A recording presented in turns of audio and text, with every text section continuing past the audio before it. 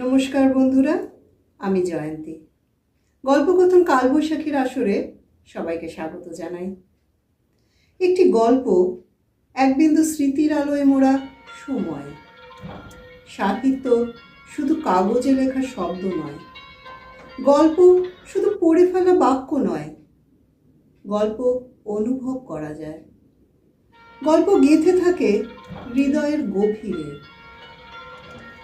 গল্পকথন কালবৈশাখীর আসর সেই সব সাহিত্যপ্রেমীদের জন্য যারা সময়ের অভাবে বই পড়ে উঠতে পারেন না, যারা দৃষ্টিশক্তির সমস্যায় গল্পের স্বাদ নিতে পারেন না, অথবা যাদের বাংলা অক্ষরের সঙ্গে পরিচয় হয়ে ওঠেনি।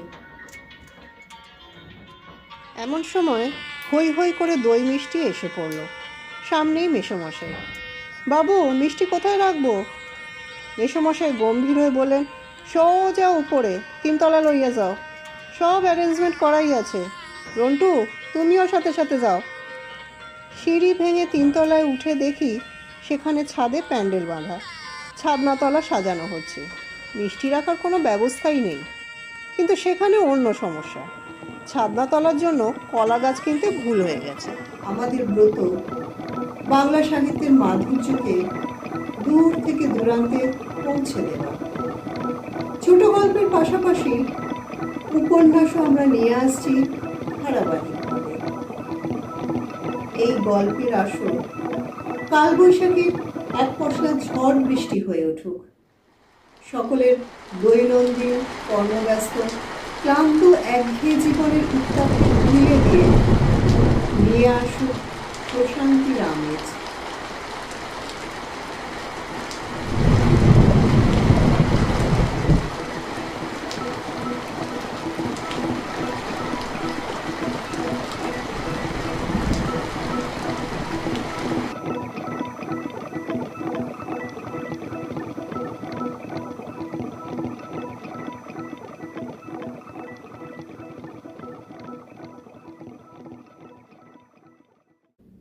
বন্ধুরা, গল্প বাঁচুক, গল্প শুনুন।